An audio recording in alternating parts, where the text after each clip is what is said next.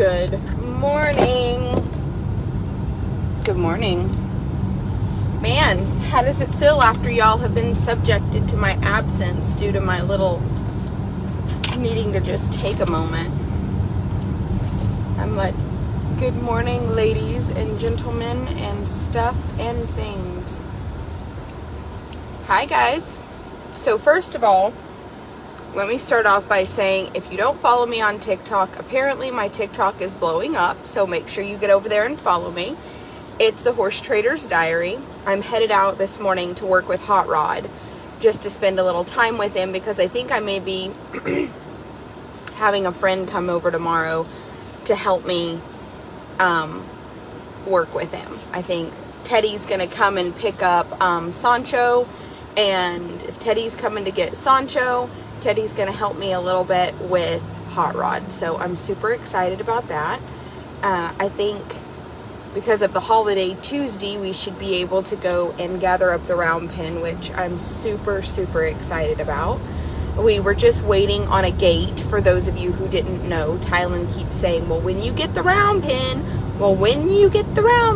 well, we have the 15 panels done, but the gate that they made us was one of the walk-through gates, and they didn't have enough of the tubing or whatever, so anyway, we went ahead and got the ride-through gate, the 9-foot ride-through gate, so that's much better. But all right, you guys, so I have been not online lately. I have really been trying to work on me and just my mental health and just trying to figure my life out, and it has been a bitch, man. It's been a bitch. And of course, Jackie and I go out, we've been having the most fun, and of course I have people screen recording all of my snaps and posting them to be discussed in a group, and I'm getting screenshots of that on Snap. Like, there are people on Snap inboxing me because they don't know, like, I get about 1,200 people watch my snaps, so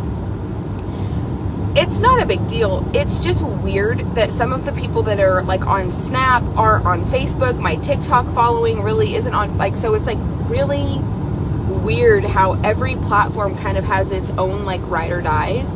But I've had to tell people on Snapchat, like, hey, I don't know, like, they're like, yeah, I logged into my Facebook and a friend of mine was like, hey, you follow this girl, and I'm like, oh God, please. So the only place that I don't really have Heather moderate my messages is on Snapchat. Like, I feel like some stuff is like,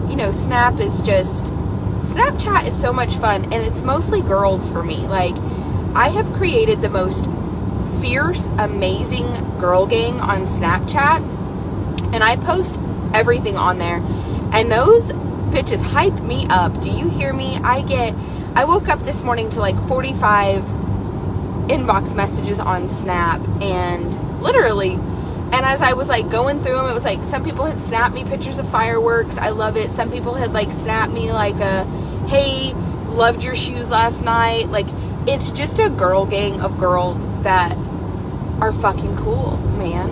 I love it, and I try to reply to as many as I can. Like, I make a habit a day.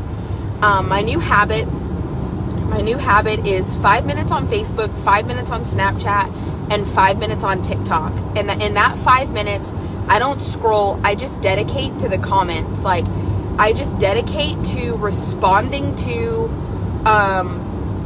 random people, like just picking people to respond to inbox back, to just show them love. And it's been a really healthy way to stay connected with you guys, but not to like overdo it. Braxton, hey buddy, I saw your buckle you won. Like, fuck yeah. I was just Facebook stalking you a little bit, and I want you to know that you and your Palomino mare are badass, man. Braxton, I'm proud of you, buddy. I really am. And when I come to Ruidoso, I'll inbox you. I would love to buy you lunch somewhere and give you a big hug, because you are practicing and entering ropings, and I just need some of that energy in my life. Like, I want your hustle, man. I want you to teach me how to hustle. That's what I want, Braxton. Beth, how are you this morning? Beverly, Kristen, Peggy, Britt, how are you? Courtney, Corey, Reva, Peggy, Wendy, Tony, hello. Hi, Connie, Cheryl, Sarah, Victoria.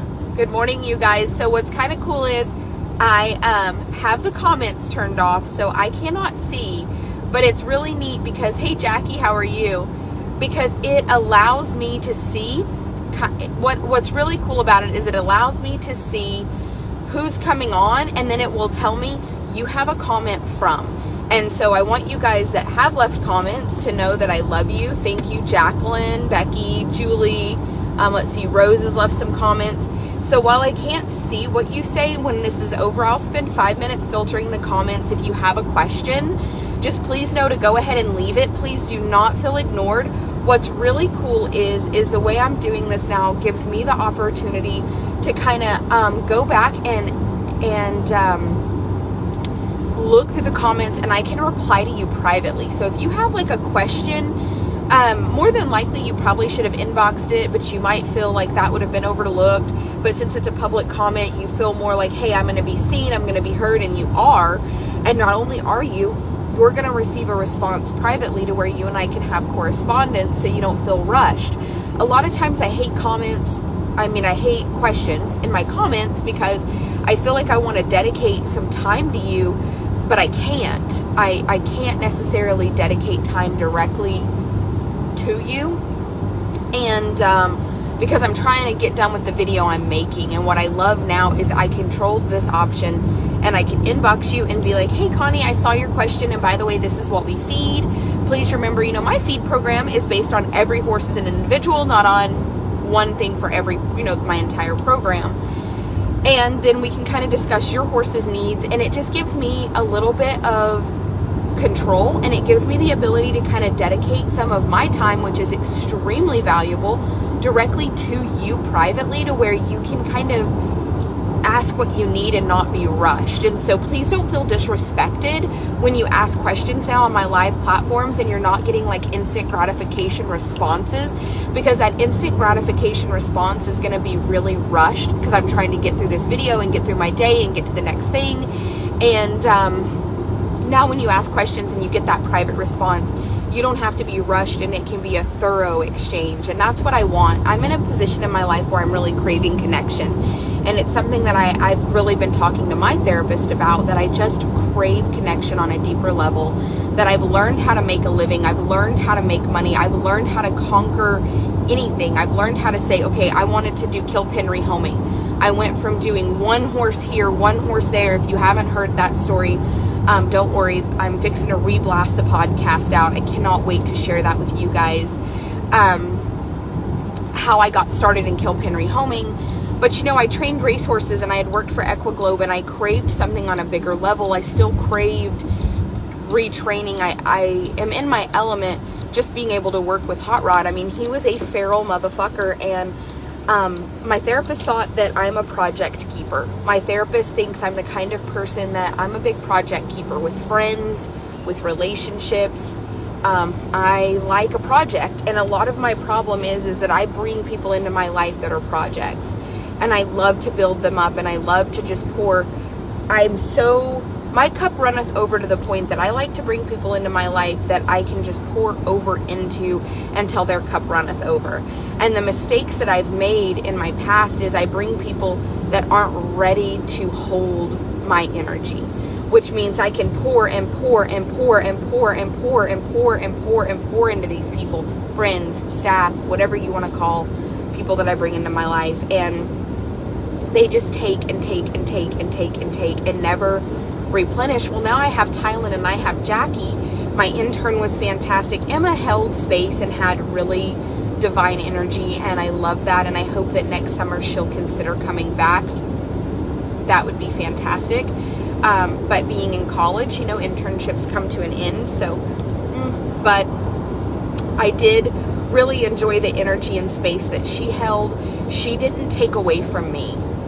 While I think she's a little young and my place is like a work camp, I don't think that she did anything except for add some value in its own right, and I appreciate that. And I thought about that last night when I meditated on that, and just that chapter of her internship. Because you know me, I mourn the loss of anything that leaves my life. I am the worst. I'm telling you that when people leave my life, it doesn't matter if they were a staff member, a friend. I mourn the loss of that like a juvenile child. I mean, like you've taken my teddy bear. And right now I'm kind of going through it, and I just feel like I made space for her last night, and I'm actually going to call her today and just tell her that I really appreciate the space that she held, the energy exchanges, because she has so much potential, and it was just nice having somebody else in my life that is just spiritually trying to do right in a manner in which she's going to be such a healed, wonderful adult that she's not going to be one of those people that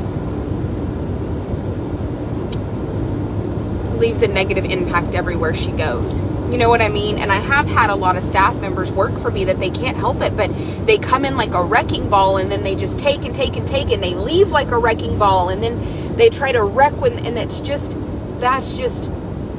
whew. And I've had a lot of them. I have a staff member, you guys, that you would be just shocked.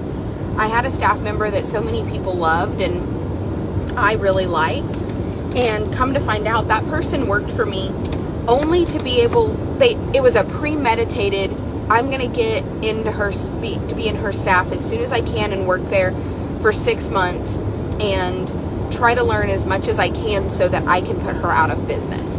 And this person smiled to my face, was kind to me, was somebody that I respected. And I still think they love animals, but when they left, they had been there premeditated for a rescue. And then that didn't last very long, and obviously people that are sneaky are sneaky. So whatever happened, I think she came to me premeditated for that rescue. She was there. She learned what she learned, and then she took some of it back to them, but then realized real quickly, you know what, I'm the one with the knowledge, and fuck you too. And now literally people are sending me screenshots. This person has started their own page, literally named it literally taken identical name to what I've come up with, and is basically just trying to absolutely use my hate following to grow their following. And I hate it for them, because I feel like the people that dislike me, a lot of them have reasons to dislike me. And I respect that. I respect that you don't like me based on an exchange. Like, you forgot your registration papers and now you're a mad motherfucker because I'm not going to stop what I'm doing.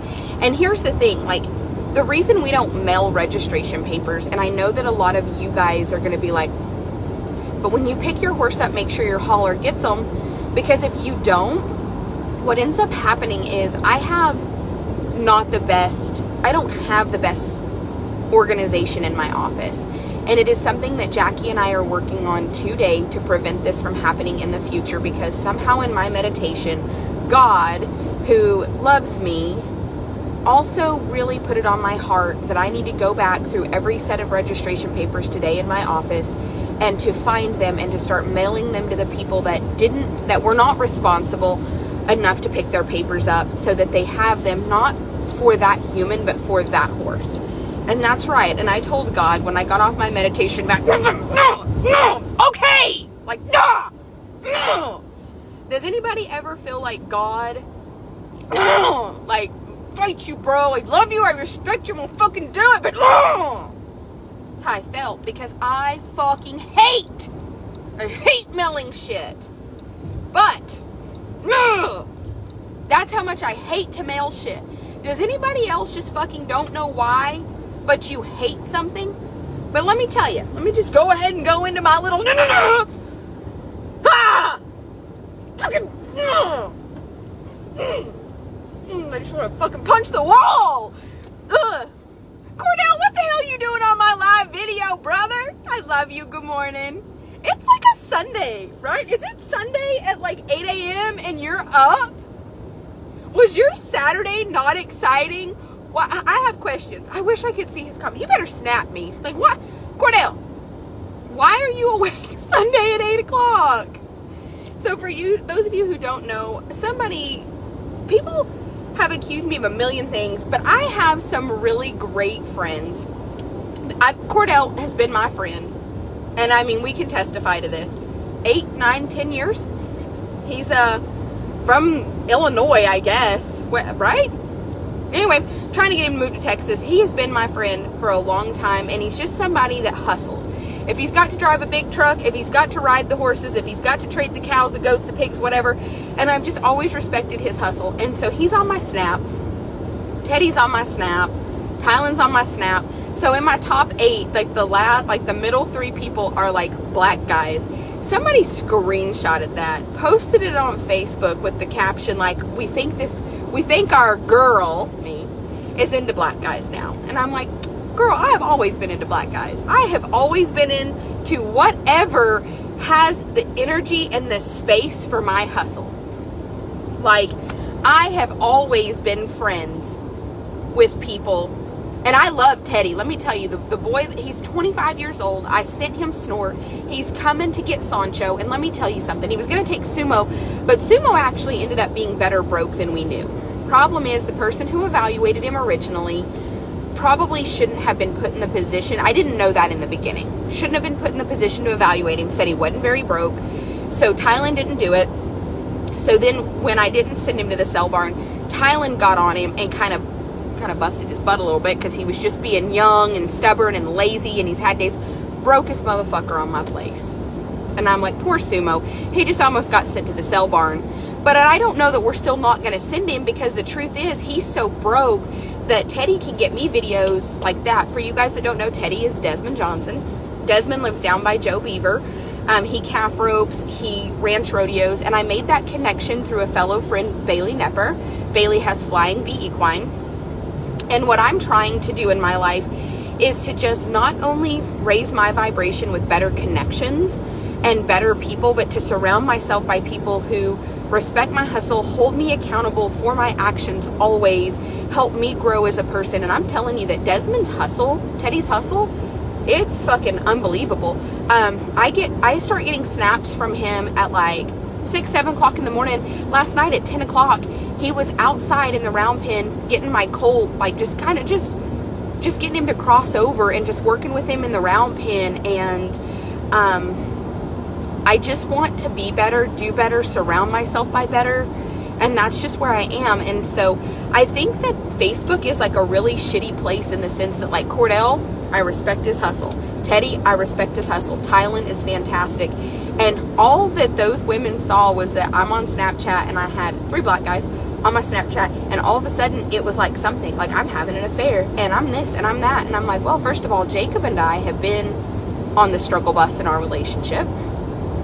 And we have hit, my therapist calls it roommate syndrome. And I called it a syndrome. She called it like the phase of roommates, and I call it roommate syndrome. We're suffering from RS. And it's a conversation that I would love to have with all of you women that need relationship advice, because I'm paying a therapist like $1,000 a week to tell me like that I'm not fucking insane, and that these things do happen, and that my actions are acceptable, unacceptable, whatever. But for those of you who might not have access to that, or that just need a friend, because man, I can't imagine if I didn't have my friends right now. Like, my best friend Amanda's been my best friend for 13 years, and what I'm going through right now, she's been through. I mean, she's been married 13 years. She's been my best friend. No, she's been married 13 years. She's been my best friend for like before Dave, for years before Dave. So they have a little girl that turns 8 in July. At the end of the day, what I'm trying to say is like, being married 13 years, there's nothing I'm going to go through that they haven't experienced. Maybe in a different level, maybe in a different whatever. But I think that people post their highlight reel on social media. How many of you guys, give me a like if you feel like when you get on social media, you watch and you see everything that people post, and sometimes you end up feeling bad about yourself or your life, or you think my relationship isn't the same as that person's. Anybody? I mean, and I will tell you, there are people out there that that really do have it going on. Like, I have people that come to my facility that are in a relationship. My farrier and his girlfriend, they're fantastic, and those motherfuckers love each other. I mean, love each other, and it's great. My mom and dad, though, have been married. I'm 34. I'm 30. I'll be 36. I don't even know how old I am. Fuck. I'm 20. If I'm gonna just fucking play stupid and have amnesia on age, I'm 20. In September, I will be old enough to drink. I'll be 21. I need y'all to cash out me drinky drink money. Be 36. All right, so I'll be 36 in September, and I don't remember where I was going with that. I like literally hit a blank on my own age. That tells you where my brain is. Anyway, I don't even remember what I was saying. I really don't. I got so sidetracked. I said I was 34. I'm gonna be 36. I'm fucking old. Anyway, so at my age, I'm gonna tell you, I've experienced a lot, but like I told y'all a minute ago, I'm completely hit a blank of what I was even talking about. Oh yeah, so been in a relationship a long time, and it has hit RS, roommate syndrome, and we have built a big business. But at the end of the day, like, I want you guys to know from me that when I moved over here, I had already started my spiritual journey. I had already started growing as a person. I had already started doing things. And I feel like Jacob and I came to a point in the road where I took a left and he took a right, and we are growing in different ways. Jacob is growing as a horse trader, and he has built the best relationships and the greatest connections with his peers. Jacob and Mitch have become friends, and I'm going to tell you guys, I don't know what you've ever heard about the Stanley brothers. I had always heard bad about them, and I fed into that, and I always used the bad I heard about them as ammunition, because 1, they were my competition, 2, because I didn't like them, 3, because Mitch and I had words and exchanged fucking blows. At the end of the day, that human being is in his 50s, and he prayed for me when I apologized for the way that I had treated him, with the disrespect I had shown him. And every time he's around Jacob, he prays for Jacob. When they went to Billings, he sat with Jacob. And I'm going to tell you, I don't know Greg Stanley, the one brother, and I know that they have split ways, and they're brothers, and they both still have businesses, and I'm sure as family they love each other. So I'm not going to talk bad about one and defend the other. I'm just going to tell you that I can tell you that when you deal with Mitch Stanley directly, he is a good human, and I can tell that whatever's gone on in the last 10 years has changed him. He is a much softer, kinder, gentler human being who did not owe me any respect, who did not owe me the conversation that he made space for. So obviously they have become friends. Jacob just loves Justin Knowles. That's Duck. He trades horses. So at the end of the day, I am holding space and respecting that as Jacob grows, he is loving and making space and having connections with people that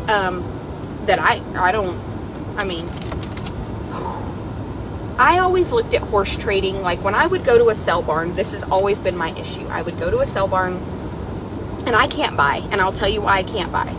When I go to the sell barn, there is horse traders and there's the public.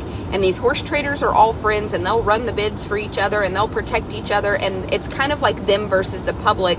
And of course, the ring spotters and the auctioneer are trying to get the horses to bring as much as possible. And, you know, it's this whole like dynamic, and people think that it's wrong, but the truth is a horse is worth what somebody's willing to pay, period.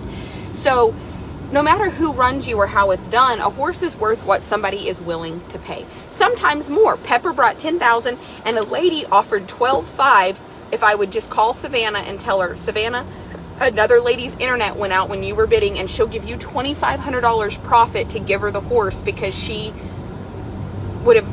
sick to her stomach that calling me crying, please tell me you bought that horse back. I didn't. It happened on Dirty Harry. Unfortunately, a lady called. My internet went out, and I just wanted him for my son.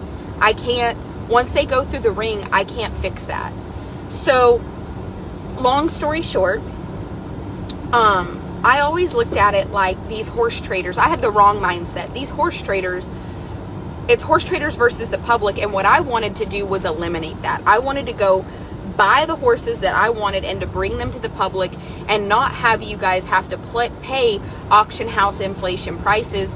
And I created my own avenue where I stood alone. I didn't want to be anybody's peer. I wanted to do my own thing. And it was disheartening 9-10 years ago when I started Kilpin Rehoming and bringing auction horses directly to the public.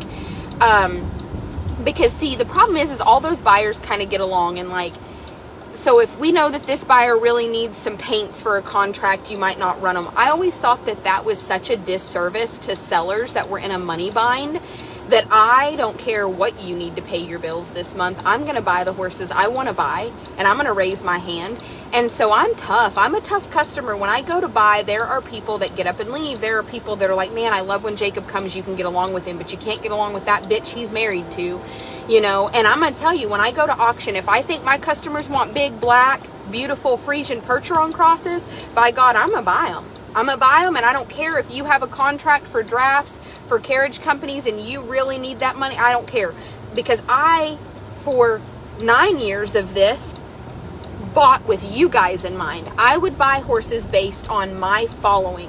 What is it that my following is looking for?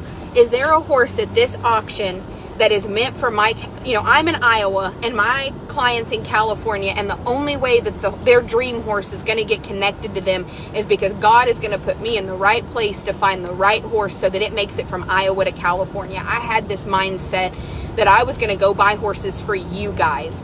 And of course, the kill horses, I mean, I knew that so many of those horses would have never had opportunities without you guys. But I'm hard to get along with when I buy, because I don't take into consideration what my fellow peers, my peers, need to buy today to fill contracts or to fill for their customers. I'm just worried about buying what I want to bring home to work with for my customers. And I eliminated for many years that aspect of it's horse traders versus the public. It was always Tara versus everyone, because I'm buying for my clientele and my following. Hi, Marilyn. How are you this morning? Hey, Kevin. Hey, Sharon. I'm buying for my clientele because I'm only loyal to those who follow me. I'm loyal to those who put money in my pocket. I'm loyal to those who join the Wild Tribe after hours. I'm loyal to those who send stars. I'm loyal to those who watch my videos religiously and watch the commercials so that it's monetized, so that I can be I'm loyal to that group of people.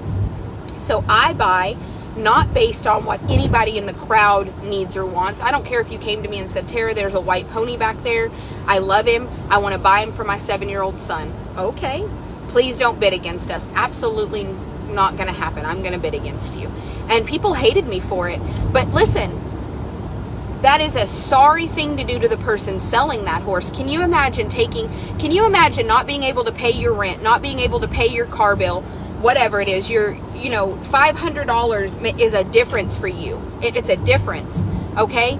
And you take your pony to auction and there's somebody there going around to all the buyers telling them, my 7-year-old son wants him, please don't outbid us. Okay, so many of you would go, yeah, well, you didn't need that pony, Tara, you're a piece of shit. Why would you outbid that person? I can't tell you how many times I've had my face spit in. I've been called a piece of shit. I've been called a no good horse trader. I've had people get online and just trash me to death because I outbid them on a horse that they only had $1,200 for. I don't care. My job is not to make sure that your son has the cheapest pony in the facility. My job is to protect the public market. I am a bonded buyer through Packers and Stockyards, okay? My job is to protect not only the market as a whole. Can you imagine if at every sale we just didn't bid against each other so everybody got what they wanted? The market would crash. Let's not be stupid, and don't be so selfish. Don't be so selfish to think that it's anybody else's responsibility that you didn't save enough money to purchase what you're looking for. And I've had that mentality, and I have been drug through the mud. My concern is the person selling that horse. I don't know if it's a horse trader. I don't know if it's an individual. All I know is that there are times in life that $100 made a difference for me. There have been moments in my life that I counted change in my cup holder to buy food off of the dollar menu because I was living in a hotel training racehorses and I had no money. And I would literally, my dad used to keep all of his pocket change in a jar. And then like when I would go to his house, my dad would like hand it to me when I went out the door. That was like my eat out money. I could go to McDonald's dollar menu like for 2 weeks because my dad gave me all his pocket change. Like, and it was just a funny joke. Like, and then once I got more established, my sister, it was that way. Like, my mom and dad would, like, pocket all their change and then give it to my dad. I mean, my dad would give it to my sister. And it was just always a funny thing because my parents have always lived check to check. They don't have a lot. They have my dad's place is paid for. So they're, you know, they're okay. Like, they're not overly stressed, but they're not wealthy, you know? But there have been times in my life that I literally counted change in my cup holder to pay for food off the dollar menu for stretches of time, like not one night. Like, it's like the 10th and I just did my billing, but I paid the feed store and the farrier and the shavings and the stall rent. And now I have like, you know, no money and I'm going to have to make it until I do billing again at the 1st of next month. I've got like 2 weeks that I'm eating off the dollar menu. That was just my life, you guys. And I grew up that way. And so I grew up with the mindset that there are people that $100 bid is going to make a difference for them. And I never caved. I always had a backbone, and people hate that. People hate that I have a backbone. People hate that when I make a rule, I stick to it, and I don't care what. We all have issues. I almost died of COVID. Last year when I lost Violet, I was a wreck. I'm telling you, it took me 2 months to recover. I sobbed every night for 2 months over the loss of that dog. I mourned her like I had lost a child. I didn't do it publicly. I still got up every day and went to work, and I still took care of my responsibilities, but I didn't say, I'm so sorry that I made a deal with you. Right now, I'm just not emotionally or mentally in the place to be able to follow through. I did. I still followed through. I still got up. I still worked. And that's why I don't have a lot of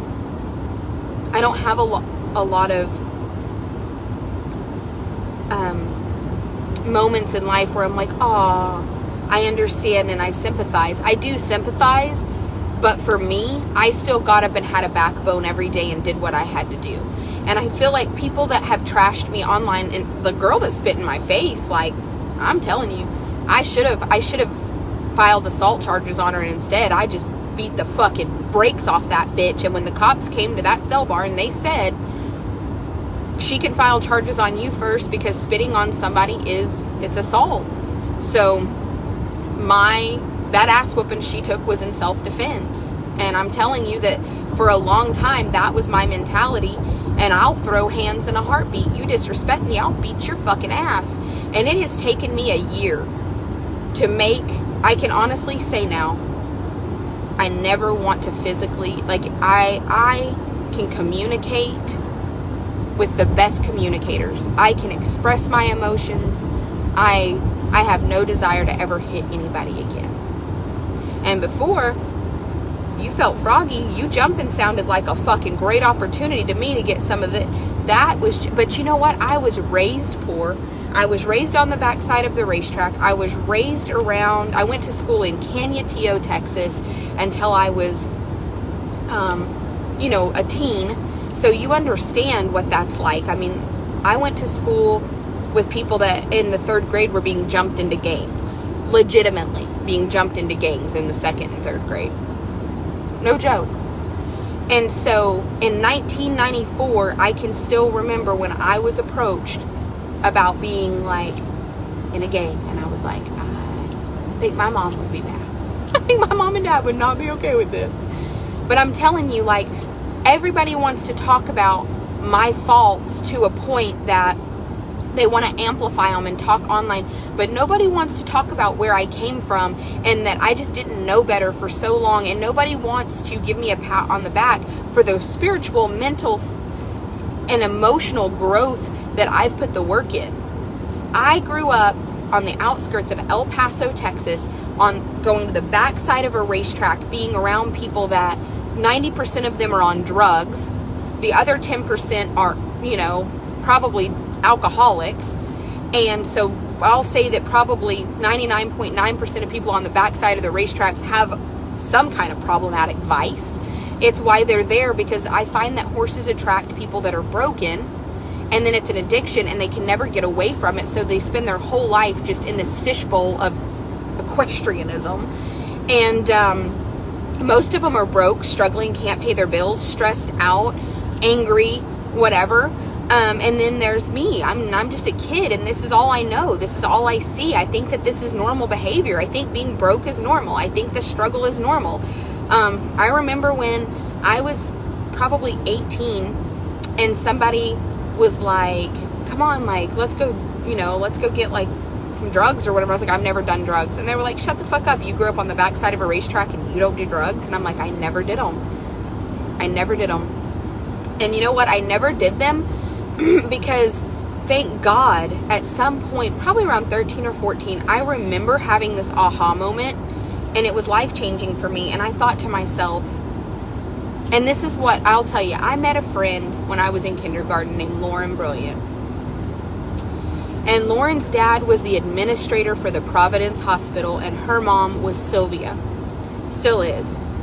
And sometimes when I tell a story for the first time, I know that I'm not really healed from that. Like, I haven't really... You can tell when I tell a story and I no longer cry that I've come to terms with that chapter of my life. Like, I can talk about it. But let me tell you something. Sylvia used to tolerate me, but she didn't like me. And I knew she didn't like me. And one time she said to me, and I was a baby. I was in kindergarten or the first grade, and she said, you are beautiful and you are so talented. And she was like, my daughter loves you and I love you. And she gave me a hug, and she was like, but you are the most stubborn, hard-headed person. And she said, I think she was just so fucking mad. And I remember what we had done. We had taken mud balls and had a mud fight in the backyard. And Sylvia lived in a beautiful house in Willow Park, which is kind of like the country club. And I lived in a fucking trailer park.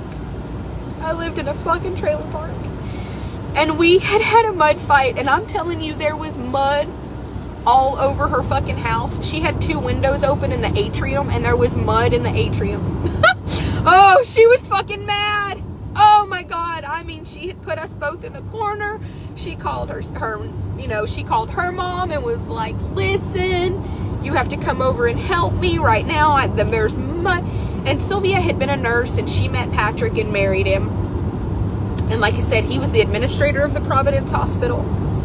And they were really wealthy. Like, her dad drove a Porsche, and her mom had, like, I think at the time it was like it was an SUV, but it was like, super fucking nice. And here my mom and dad, like, shared a vehicle, and she said, like, my daughter loves you, and I am gonna love you because she loves you, but, like, you have got to stop being so hard to raise, because like, you are a problem. Like, you're a fucking problem. And I remember being mad, and I was like, we were just having fun, and you should have shut your windows. And she turned around and she just looked at me and she said, I love you, and I'm gonna love you through all of this. And I was little, and I remember this, and I was so stubborn and so hard-headed, and I just was raised trashy. My mom and dad weren't super trashy, and I have to be careful how I word things, because God forbid I would never fucking disrespect my mom and dad. They are good motherfuckers, and they did everything they could. But she told me, like, your parents cuss, and like, you this and you that. She just laid it out there, like, what a little problem I was. And I turned around and I said, well, I'm sorry. I don't know better. And she started crying, and she hugged me. And I remember it was the first time I ever heard somebody say, no, you're right. People don't know what they don't know. And I'm not going to stop Lauren from being your friend because you're going to learn better, because you're better than this. And by God, that bitch changed my life that day, and I was in kindergarten. And that's a true story. And it's one of those stories that, like, I remember being her friend forever, and when we left El Paso, I remember being sad, because, I mean, Sylvia did not love me. She didn't want to love me. She thought I was a little white trash problem. And I remember Sylvia one time kind of saying, like, she kind of leaned over later when it calmed down, and she said, don't worry, I didn't know what I didn't know either. And she said, like, I haven't always been who I am, and don't worry, as you grow, it's okay to get better. Like, it was okay. Like, she made me know not to be embarrassed that I didn't know what I didn't know, and I mean, I was little. And so then, as I got older, I just remember always seeking out people that were better than me, and not feeling ashamed, like not feeling less than. I remember, because of that little exchange, you guys, I remember feeling like, okay, like, I want to find the best motherfucker in the room. And what we do as humans is we try to find people that we don't feel uncomfortable around. People that don't make us feel uncomfortable. Because, like, nobody wants to feel inferior. But she taught me in that moment that feeling inferior isn't a curse. Feeling inferior isn't a problem. Feeling less than, feeling like you don't, that this isn't. No, sir. You can wait till I open your door, Mr. Whiny. Come here. Tell them good morning. Go ahead. Go buddy. Woo. But what I learned that morning is that it was okay.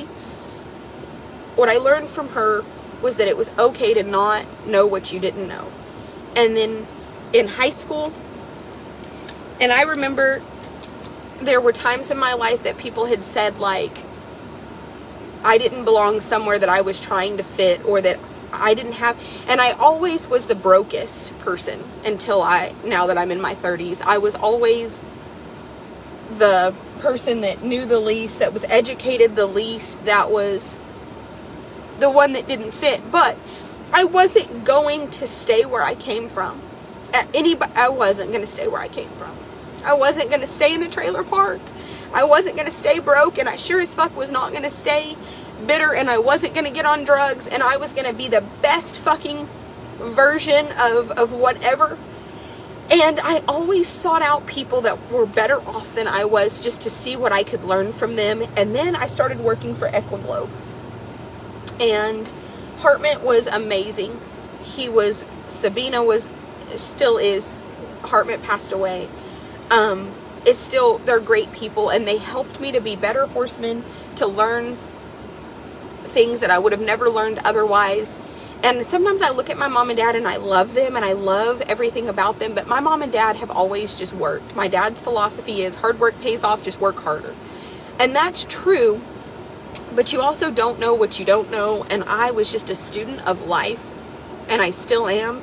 And I didn't just learn about horses. And I'm telling you guys, sometimes I think I make these videos and there are so many people that make comments that they don't love, just like, get back to the horses. But you know what, you guys, life is so much more than just horses.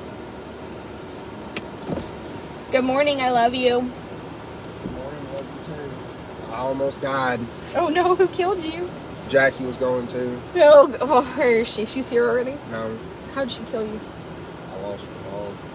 Oh no, I heard. I texted you and said I got a problem. Was this yesterday? No, this was today. Where is he now?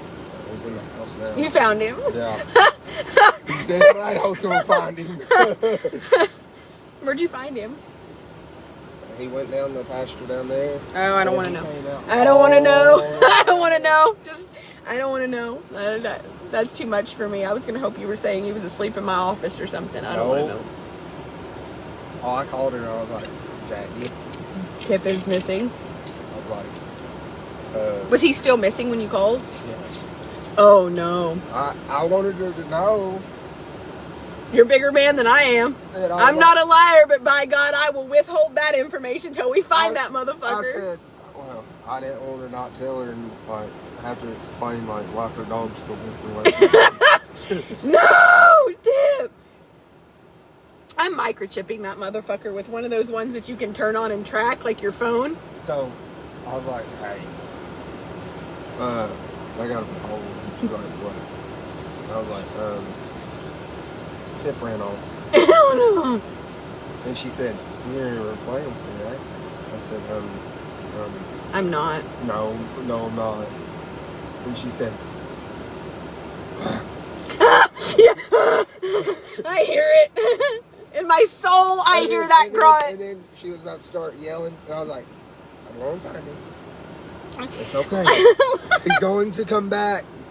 He's with Skeet. I hope. He's chasing that tail. And the whole time, Skeet's sitting at your feet. No. She was gone too. Yeah. Dumbass. All right. What are we riding next? Anything? I'm about to start riding. Let's do it. But I was going to start riding Is 30 Javi minutes gonna? ago before I lost the dog. Yeah. 30 minutes ago before I lost that dog. Yeah. I love you. This is why you're my favorite human. Yeah, I was like, No! Dad! I told her I wasn't letting him out no more. He stays here, so she needs to just take the sucker with me. She needs to go with you, or He he's needs to go with you. or he's staying locked in your room and you can clean up piss and shit because he'll be in there all 3 days that you're gone. He would hold it till he exploded. I know. He's the best dog. He won. Now, you know, Jackie's not really a morning person. She just owns Tip. 5 o'clock. And he literally does it non-stop. He does not give a fuck. He's like, He does. Listen, when he does that, he sounds like a beached whale. yeah. He's probably in there doing it right now. He's mad as fuck. Thank God. Out of sight, out of mind. No, I've noticed that's the best damn dog, though. He really is. He just has a little pussy chasing problem. Yeah. He has a pussy chasing problem. Yeah. God, I love it. He'll be back to normal. I am not mad about it. I think that he is a good dog. Maybe her puppies will have a brain. Everybody wants one. I have like 10 people that are like already trying to put deposits on puppies, and I'm like, I'm not selling them, but I will let them, like, they're like, You're not going to keep all of them? no. Oh, I think she ended up keeping about 3 of them. I bet I keep none. I have Skeeter. Skeeter Peter Eater is enough for me. Whatever. Tinley's going to be like, I want this one, and this one, and you're not getting rid of them. Are you? That's JC, not Tinley. No, that's Tinley. That is your child. Hey, I'll call Rylan. She knows what to do. Rylan knows what to do with them. Your child. Rylan is not wrong when it comes to that many dogs. Rylan was like, look, we have too many. I'm going to sacrifice you to the gods. Look. Your child. Okay, well, our middle child and I are going to have a conversation about my middle bonus child. That one. Your child. Nope, that middle bonus child knows what to do with them. Picked up a rescue puppy with one ear. She did, and it's So she don't did. sit there and say she's not going to say. Her and Emma picked up a rescue puppy that had a million problems, and Tinley was like, it's mine, and I'm like, it's not. Yeah, and she was going to end up with that puppy if that puppy. No, would have made it. No, we're not. I need to talk to Rylan today. Rylan, we'll have a bonfire. It'll be fine. Shut up. That middle child knows. I love him and I love his children. And for those of you who have politely spread online that we are having an affair, please know that that was ugly and I feel bad for you. I feel bad for people that believe that you have to be having sex with somebody for them to love and appreciate you the way Tylen and I love and appreciate each other. And then I had to have this conversation with my therapist. I said, it's really weird. There are people online that keep saying he's my 25-year-old boy toy. Which one, let me just tell you, at 36, thank you so much for the compliment. All I heard was my 36-year-old ass has pulled a super hot 25-year-old mixed man chocolate daddy. Like, thank you for the compliment.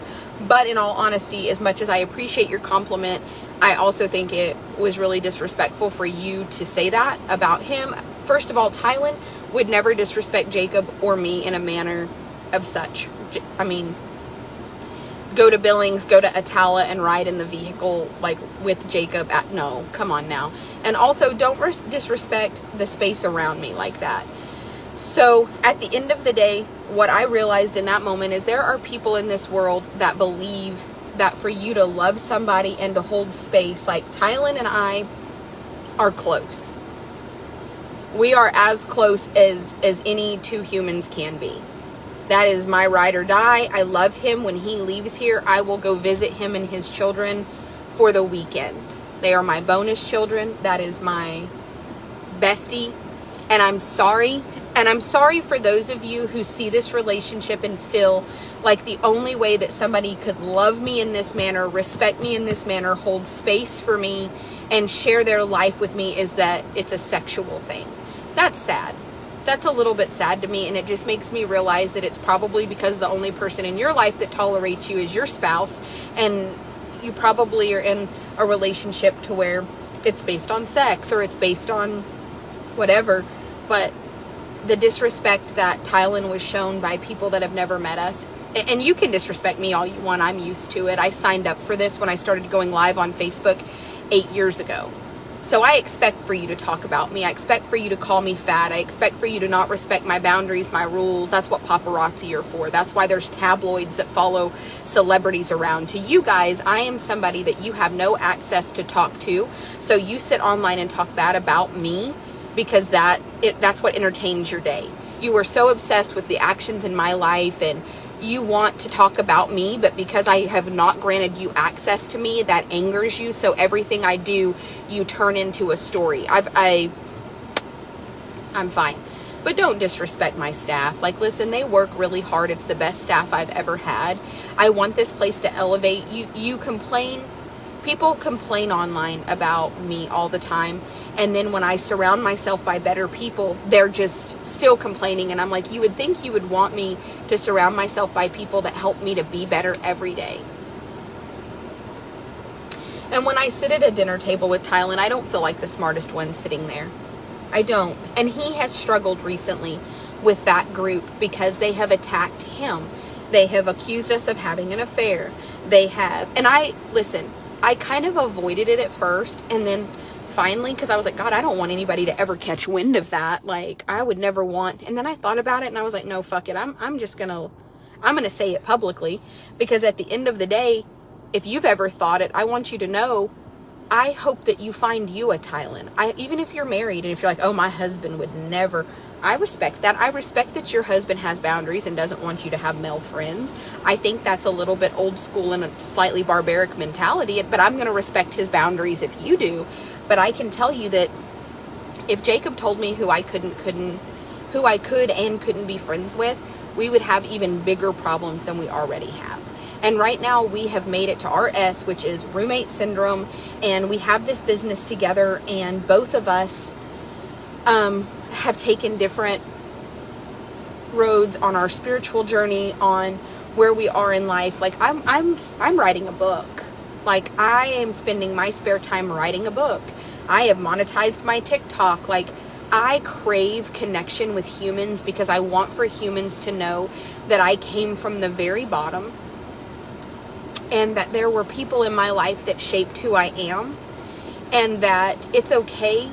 I don't care if you're 60 sitting in your trailer park thinking to yourself, like, well, I wish somebody would have. Somebody is. I am. I'm telling you that no matter where you've come from, you can do better, be better.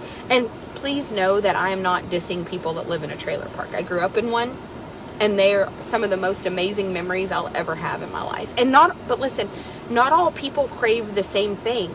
Not everybody craves to work 7 days a week. I recently had the honest discussion with Jacob. You know, like, if we were to split up and go separate ways,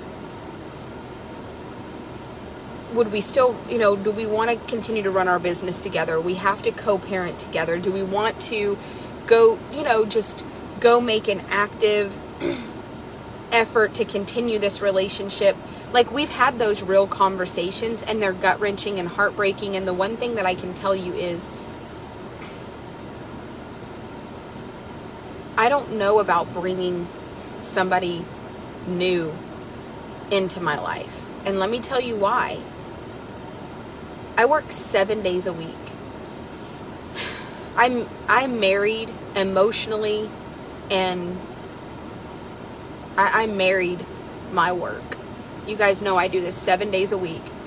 And somehow my therapist thinks that I have put my child, my horse trading, my relationship with my following, you know. But she said, obviously, you know, spouse, children, work. And somehow Jacob being my work, that's how I feel. Like, I mean, he's my business partner as much as he's anything else. And I think that that's because over the last couple of years, as we've worked hard and drifted, it's become a work relationship. That's very hard to swallow. It's very hard to realize that maybe I have failed. Maybe I have failed in my own self-development and self-improvement. I have worked so hard on me that I allowed my relationships around me to fail. And I think this is a lot of men. I think there's a million men that have been through a divorce, more so than women. And that's why I think a lot of people that have bashed me don't understand. You're a woman talking about a woman that doesn't have very many woman traits. I'm a man. I mean, I have the work ethic of a man. I have married my job like a man. I have hustled like a man. I have provided like a man. And I have absolutely, at some point, I can sit and listen to women talk and cry about the loss of their relationships, and I can't relate. But I can hear a man sit down and talk about the loss of his relationship, and I understand every word that he's saying. Like, I got so busy trying to provide. I got so busy trying to prove my self-worth. I got so busy trying to put food on the table and a roof over our head and a better lifestyle for my child and less stress for my spouse so they never have to worry. Like, the things that a man will say are the things that I will say. And I'm telling you that an attorney recently that is also a motivational speaker talked about his first 2 marriages. And everything that he said, I felt. I felt it. I felt it. I felt the first thing in the morning and then getting home at night and being so exhausted and so burnt out just because you have expended every ounce of yourself that you don't want to be, you just want to take a shower and go to bed so that you can hurry up and get to the next day because you still have a list of things that you didn't get done that need to be done, and daylight can't come fast enough. I've stayed in this barn, and you guys know that there's been multiple occasions that you've seen me go live from the barn at 10 o'clock at night. We leave here at midnight sometimes. Tylen loves this. Tylen and I can get to fucking around and be in the barn until midnight or 1 in the morning. And sleep from 1 to, you know, him and I both, or not Jackie. Jackie could pop up at 4:30, 5 o'clock like it's her job. Tylen and I are 7 o'clock early kind of people. But I'm telling you that I created a life based around my hustle, not around my family. And I struggle to not feel like a failure as a family member. So when I tell you that when somebody says, well, I fucking hate her, don't worry, I hate me too sometimes. And it took 35 years for me to get to a place that I love every aspect of me. And it took 35 years for me to get to a place that I can tell you the parts of me that I hate the most are parts that I'm working on. But I couldn't continue to hate them. I had to shine light on them, and I had to sit with them and address them, or they're never going to get better, because darkness doesn't drive out darkness. Only the light can do that. So sitting online talking about me and dragging me for filth is not how we change the problems that you don't like about me. It's not how. First of all, I could fly to the moon and back and there would be people that say I did it wrong. Those aren't the people that I need to worry about. There are people out there that genuinely love me deep down, and I have pissed them off, or I have struck a nerve, or I did something they don't like, and they just turned on me. They were just like instant pit vipers. Those people make me the most angry, because when you love somebody, you should love them through their worst. And you should have a conversation. You know what? If I did something you don't fucking like, I should have got an inbox message from you that says, I respect you and I love you. And today, this was said or this was done, and it's not sitting right with me. But I love you enough that I want to express this to you personally so that I don't harbor this anger against you. And then you can listen to my rebuttal. I had somebody say, you introduced us to a rescue and then you turned on them. And I messaged back and I said, I didn't turn on them. I introduced you to a rescue because I thought that they were good people. And then it didn't take me very long to realize how bad advantage they were taking of me. And while they might smile on camera and be like, we don't know what we did behind the scenes, I have receipts. And you should just respect me enough to know that I didn't turn on those people. My following is humongous and I'm not a rescue and whatever. But please understand that everything that you're seeing on there is not who they are, because good people don't do what they did to me. And if you choose to continue to follow them, that's fine. But I'm not. But don't be mad at me, because I am going to demand respect. And when you disrespect me, I cut you off in my life, because I have a lot to offer. I have more to offer than they do.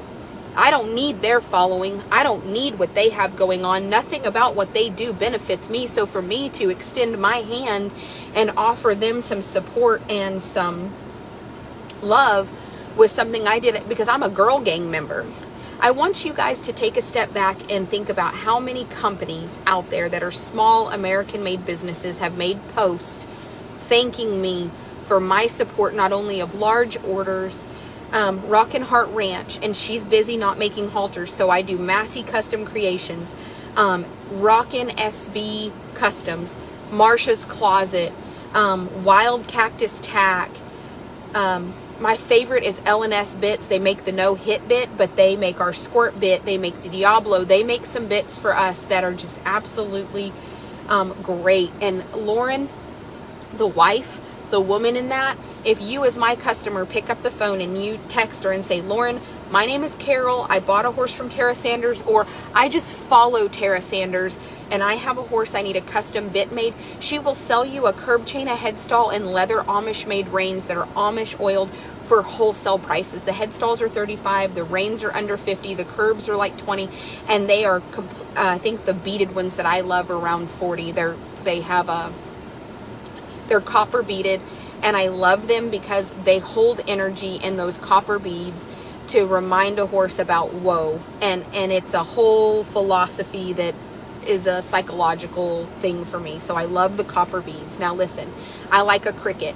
They don't offer crickets in their menu. You have to text. Whatever mouthpiece you want, have a 3-piece mouthpiece, whatever bars you want, but always get a cricket. You can measure your horse's mouth and have the mouthpiece made to the measurement of the mouth. Listen to me when I tell you that company goes above and beyond. There's an 8-week wait on bits. You're my customer. It'll be out the door in 7 days. And you know why? Not, if you're my follower, not because I've paid it is because she respects me and respects that you guys love and support the unsold horses. There's just so much space held there just for respect, mutual respect. They are an American-made, U.S.-made. Her husband's from Canada. He's down here, but I still love Canadians. I feel like they're just like our little sister, you know, or like that. I would rather purchase something made by Canadians than China. You know what I mean? Like I want to be proud of us on this continent. So I love them. Brooke, who owns Complete Equine Performance, is unsurpassed in her dedication to bettering her supplement company and her therapy program.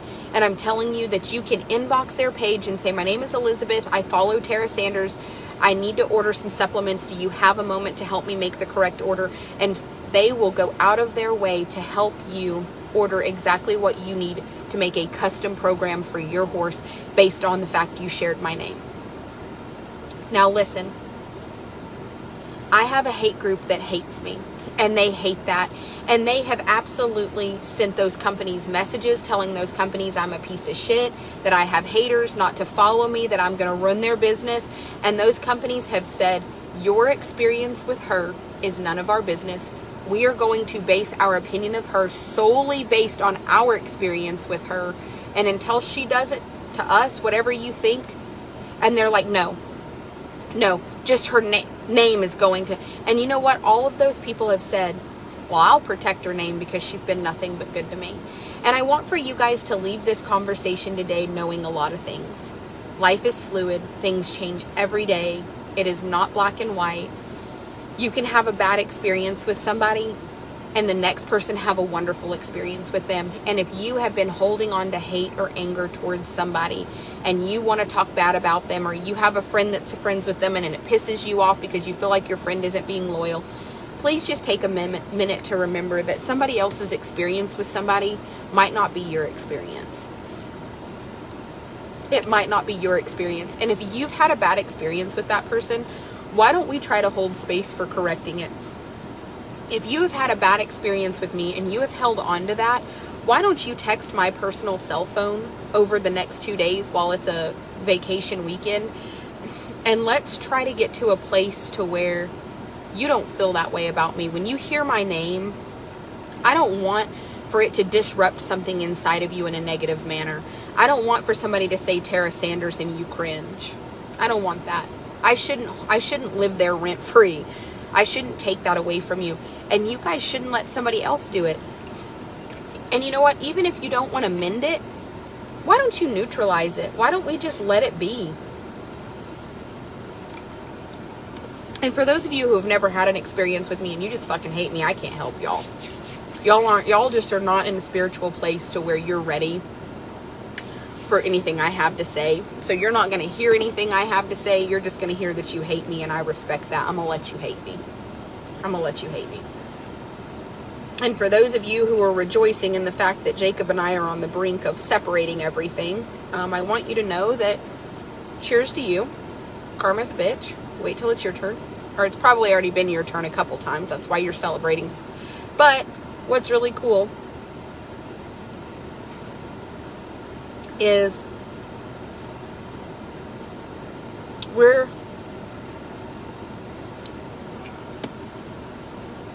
good. We're good. We're good because both of us have made an open, conscious effort to have real conversations. And I hate it for those of you who have been in relationships that when things got bad, the communication stopped and the fighting started. And this is what makes it 10 times harder for me where I am, because Jacob is such a fucking daddy, man.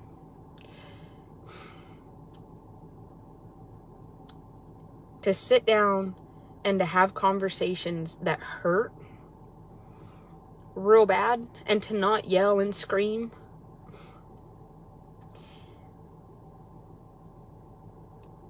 That's everything. And it makes me realize that I'm the one that has grown and grown and grown and grown and grown in a way that we've grown apart because I have been so focused on my work and so focused on growing as a human that I have completely neglected my spouse.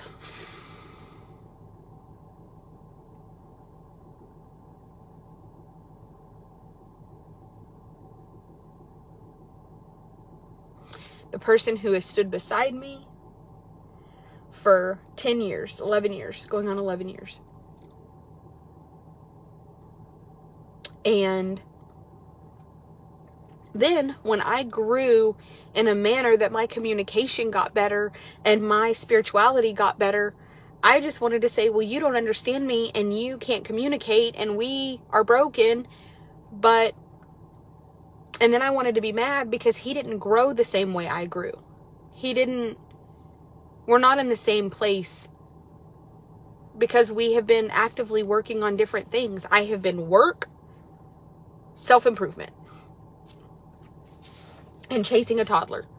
So any extra second that I had has been to sleep and for self-care, because I have to fill my cup back up, because if I don't fill my cup back up, nobody around me was going to do it for me, and I couldn't live drained to the point that I'm miserable every day, mad about everything. And if you think about it, in that equation, where did I ever say that I made time for my spouse, or to have, you know, as I learned things, I may have sat down and made live videos with you guys, and I may have, but Jacob's busy. Jacob is busy right now. Jacob is at a cell most of the time. So I've told my therapist, I can't pick up the phone and call him and have the conversation because he's busy. He works. He's at cells 5 or 6 days a week. Like, Jacob will make a cell 7 days a week if Jacob can. And then he's tired, and then he's headed to bed. But nowhere in his equation of loading cows to go to the feed, or calves to go to the feedlot, no part of starting the calves that they start there and then coming here to deliver horses and help me and filter through buying horses and buying cattle. Nowhere in that was there room.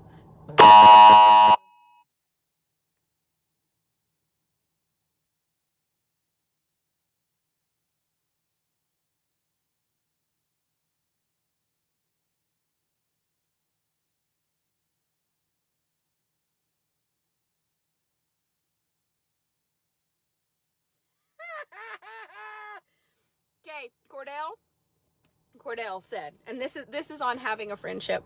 I love and respect you, but there's a couple things I need to get off my chest. One, why haven't you found me a wife yet so I can move back to Texas so we can hang out all the time? And two, I'm very upset that I have to compete with 2 other black men to be part of your life. I love you. I love you.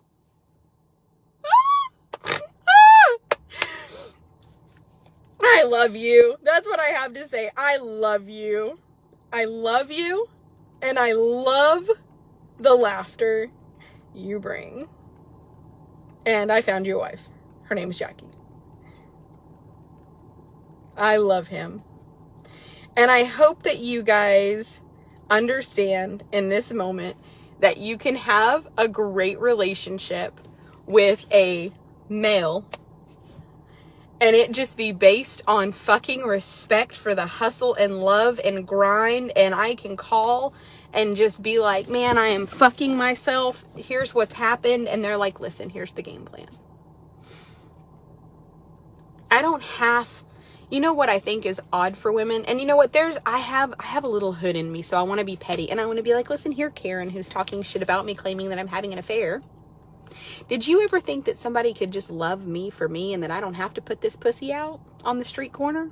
Did you honestly think that I'm so shallow and my personality sucks so bad that the only way that I could attract another human being of the opposite sex is because I threw this booty their way? Did you ever think that maybe, honestly, off camera, I am who I say I am, and I attract people that just want to be part of my presence because we build each other up and have conversations that are meat and potato type conversations to where we leave the conversation having our cup filled up a little bit more? But I don't want to be that petty street bitch that talks about pussy. I want to be the non-petty street bitch who talks about pussy. So I'm going to say I don't have to put out to have friends that are males. So stop telling people that I'm running around on Jacob. And now that I can be honest with you guys and tell you that Jacob and I have just been going through it, and that the thought of us moving on is hard. And the first and foremost thing is that I understand that if it comes to a point that we do decide to date other people, and we are dating other people, I'm going to keep that private. And they're not going to be people that you guys see. Because let me tell you why. I would be so afraid that my hate group would go after that person and dig up their past and dig up anything they could about that person, and nobody deserves that. That hate group has had me in a place in my life on multiple occasions that I thought I was going to kill myself.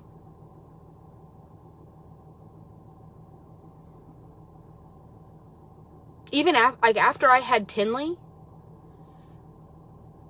at some point, those women had attacked me so bad that I kept thinking, my daughter is going to read all of this online someday, and I just am so afraid. And I'm afraid that people are going to hate her or bash her or go after her just because she's my child. And they have. They talk about her. They talk about what a little monster she can be, that she's a brat. And when you are struggling with your mental health and then you have people that attack you that way, though that group of people have drove me to a place that I have had to make a phone call and say, look, I am mentally not okay. I honestly feel like the people around me would be better off without me. Anybody ever felt that way? And you don't have to be ashamed. You can like this video right now if you've ever felt that way. If you've ever felt like the people in your life would be better off without you. And listen, here's the great part about it. Nobody in the long run is going to know that your like is based on what you're saying right now, because it's just going to be that you like something about this video. But don't be scared to like or love right now, so that other people who are too afraid to hit that like button, okay, can know they're not alone. Having people drive you to the point that you feel like the people in your life around you would be better off without you because you bring struggle and stress and turmoil is a scary place to be, because those excuses start to make sense, and when they start to make sense, you'll take your own life. Because you'll say to yourself, like, my child deserves a mom that doesn't have a hate group who talks about her and bashes her, and my child deserves to never read these things. But Kim Kardashian, God love her, said in an interview one time, there was a time in my life where I thought I didn't want to have children because I was so worried that there would be a time that my children got on the internet and saw my sex tape, saw that I've been married 2 times. This was before and bless Kanye's heart, he may be a mentally unstable motherfucker, but Kanye told her, it doesn't matter what your children read about you, because they're going to know the real you and know the experience that they have with you. And Kim said, in that moment, I realized that, like, I've always really wanted to have a lot of children, but, like, she had really not focused on that because, like, and now she says, like, there's going to be a day that my children, like, find my sex tape, and I'm going to be like, yep, well, your mama was a hoe. And when she said that, everything inside of me burst into laughter. Can you imagine being Kim Kardashian and just having to tell your kid, well, your mama was a hoe. Thank God she grew up. Your daddy turned me into a housewife, and now, like, hopefully you'll learn from my mistake. So when you do decide to be a hoe, don't let anybody record it. And I can relate to that. Like, now my advice to Tinley will be, when you're having the worst days of your life, don't go live. Don't go live. Don't go live. Don't go live. There's a lot of people on there that are not your friends. Don't go live. They're going to screen record it. Don't, like, listen, baby, when you get old enough that you want little boys to see your boobies, don't send pictures. Don't send pictures. They're going to take snapshots and they're going to send them to their friends. Don't do it. Don't do it. Don't do it. Don't do it. Don't do it. Don't do it. Don't do it. Like, you know, and so then I started to realize that I'm not going through anything that anybody else hasn't been through, and that me being here is better because I want my child to read those things and not think, oh, this is who my mom was, and that's why she was such a terrible person. She killed herself because of what a terrible person she was. No. Now I'm going to get to sit with my child and tell her, those people have a problem. Those people said all of those things about me with no real evidence because they wanted to destroy what I worked hard for, and that's okay. Just don't be that person. Like, you can't be that person. And I'm telling you that the amount of people that have messaged me recently and been like, I don't know how you do the hate. I don't know. Listen, it was like an elephant. I had to learn to do it one piece at a time. Do you understand me? One piece at a time. Because if I would have had the amount of hate on day one that I have now, I would have absolutely fucking blown my head off. I'm telling you, I couldn't fucking stomach it. I wanted everybody to like me. I wanted everyone to love me. That's all I wanted. I just wanted to be loved. I craved connection so bad. I wanted to walk in a room and just people to be happy to see me. And now they are. I go to Billings. When I went to Billings in September, there were people that asked me for autographs. And there was a horse trader sitting there, and he's never really liked me. His name's Donnie. He doesn't really fucking like me. He always kind of talks shit to me. And people took pictures with me. And when they left, he turned around and he said, you know what? I'm going to tell you something. He said, I have watched you online. I used to think that you were the biggest joke. He was like, but you've got it going on. And I was like, is this a joke? And he was like, no. He was like, I want to give you a hug and tell you, like, you have turned horse trading into an art. And like, I respect it. He was like, you just do something different. He was like, but these people really do just want to like be a part of your journey.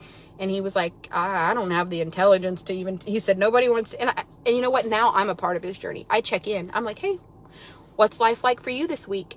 And he laughs all the time. And he was like, I love your text. I love your text. And I'm like, well, what's going on in your life? How's the horse trading world? He sent me a picture the other day of some horse papers laid out, and I text back and I said, the most expensive playing cards we'll ever play with. And he was like, damn straight, like, you know, how's things for you? And he started to realize in that moment that like there's more to life than just hating each other, and it's a good relationship. But I'm telling you that I used to be the person that when I would go to horse sales, I would hide in the corner, because if people started to come up to talk to me, I just always assumed it was going to be bad. And I didn't want to be judged. Like, it used to embarrass me. Like, people would, like, come up to me and hug me and be like, I watch you on Facebook. And I would be embarrassed. I would, like, be like, oh, God. Because there would be other horse traders and stuff that would roll their eyes and walk off. And I was so...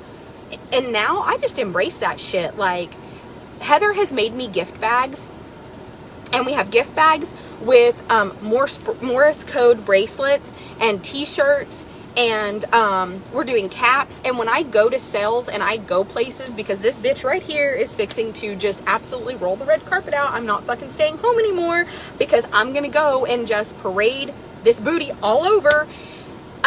When somebody comes to me and is like, I watch you on Facebook, I want to be able to go, oh my God, so come to the truck, I have something for you, and to send them home with an entire gift bag of all the cool shit. Like, here, like, you love me, and you had the balls to come to public and hug my neck and tell me that you follow me, like, good. Now you're like an honorary best friend. Here's my personal cell phone number, like, let's be friends. And I'm gonna tell you, my phone, as I'm sitting here, Cordell's message to me was fantastic. But I have 5 other people, like, I don't want to show you their names, but like other people that have messaged me. Oh. And it's just been like, I'm watching your videos and I just can't tell you, and inbox messages of people that are like, I'm watching your video and I just want you to know I can't thank you enough. So I'm going to have to stop worrying about what other people say and think. So for those of you who have stick stirred in my relationship with Jacob to make it worse, thank you. I appreciate it. We will let you guys know where that's going. The fact that I feel like I cannot bring a new person into my life without there being an entire crew of people out to get them is very sad. It's sad that I know you'll try to tear apart whoever it is and drag them down, just like you've done me, just like you've done Jacob, is disgusting. But I'm not going to live in fear of any of that, because I am me, and I just know that I cannot continue to live my life based on what people think about me. Like I said, if I had had the amount of hate on day one that I have now, I couldn't have stomached it, but over time I've gotten stronger and stronger to where I just don't give a fuck. But isn't it funny that, like, just a random Kim Kardashian interview just changed the way that I feel about being talked about? Like, when that time comes, I'll have that conversation with my daughter. But you know what I think is great about it? Kim also said in that conversation, my children are going to know that they have very imperfect parents, and, like, they're going to know what Kanye's been through. They're going to know what I've been through and what we've done wrong. And they are going to be able to be such open-minded, kind-hearted people because they have been around people that have made mistakes, that they're not going to judge people. And I love that. I want Tinley to be the kind of person that no matter who you've been in your past or what people can dig up about you, my daughter is going to hug your neck and base everything that she knows about you on her experience with you. Not what Karen over here says, not what Julie over here says. Like, Julie, you might hate Karen, and that's fine, and I respect that. I'm going to hold space for that. But I love Karen. So Karen and I are going to lunch. And that's what Tinley needs to know as she grows up, is that people are going to hate people, and it's none of your business. The only thing that's your business, baby, is how you feel about that human. And for those of you who liked my comment about feeling like maybe the people in your life would be better off without you, I want you to know that as a very strong human being, I've been there. I've been there. And I want you to know that it's absolutely okay to feel that way, but it's also absolutely okay to know that that is just such a trick to steal you and rob you of your joy, of the things you have going for you, and your future. And for those of you who watch my videos and you just need a friend, fucking inbox me. Heather will give you my personal cell phone number and you can text me. I do not respond to the messages, but she filters through like, this is about a horse, Tara needs it. This is bullshit. You need to go the fuck on. Oh, you need a friend. Okay, I'm Heather. Hello, we love you. Here's Tara's cell phone. Like, it's okay. And the reason I turned the comments off is so that I can have these conversations with you all collectively and not be distracted constantly, because I'm already a squirrel.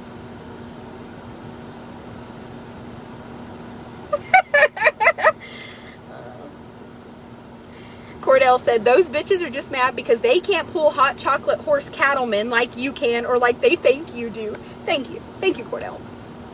So I just absolutely love him. I love his hustle. I love Tylen. I love Teddy. And for those of you who are convinced that those are, like somebody said one of them's my sugar daddy. And I was like, man, I would like to think I have made it in life that I could be somebody's sugar mama. Like, I don't need a sugar daddy. I am the sugar daddy.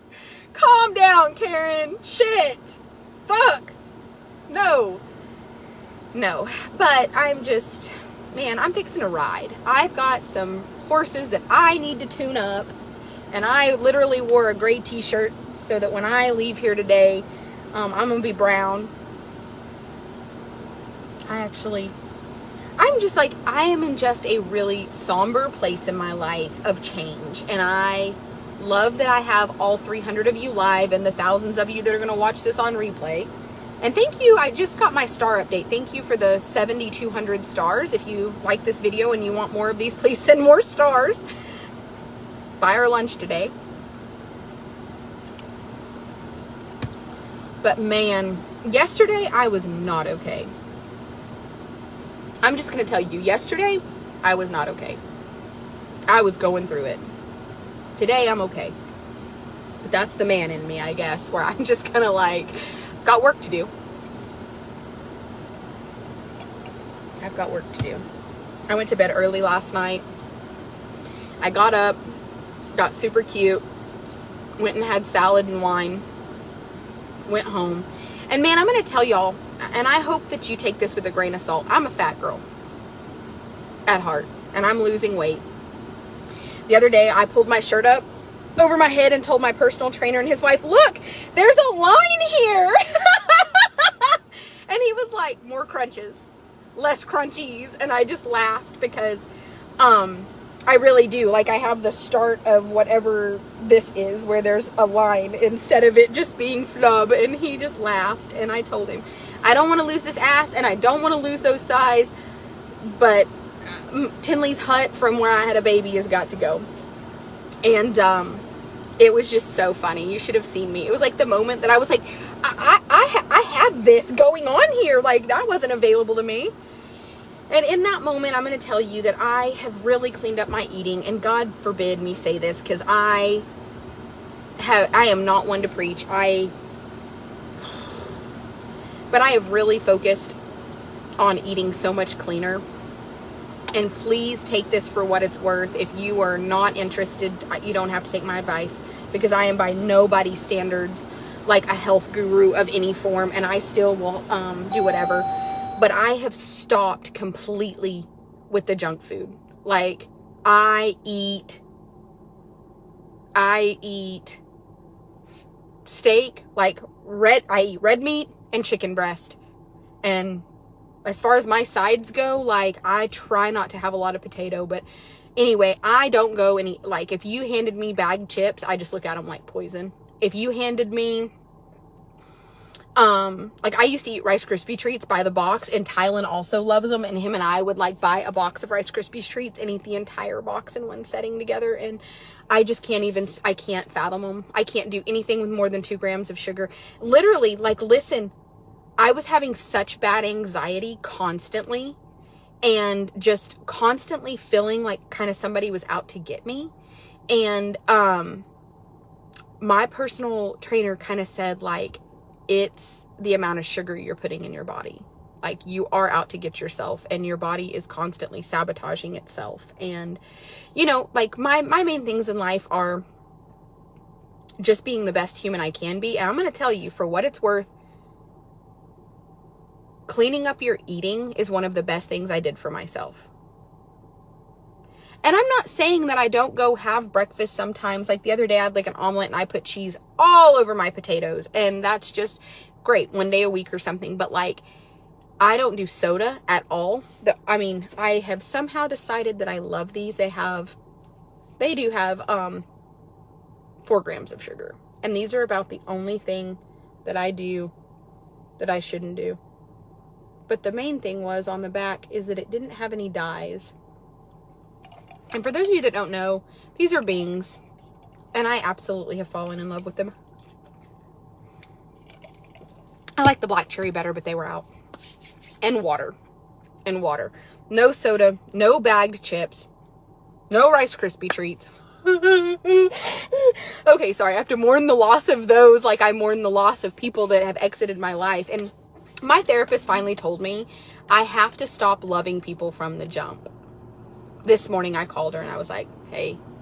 She was like, what? It's a Sunday at 7. What the fuck? And I'm like, are you up? And she's like, yes, I'm up. And I'm like, hey, so like 30 minutes? And she was like, this is an off-record session. I'm not charging you. What the fuck do you want at 7 o'clock on a Sunday? And I'm like, listen,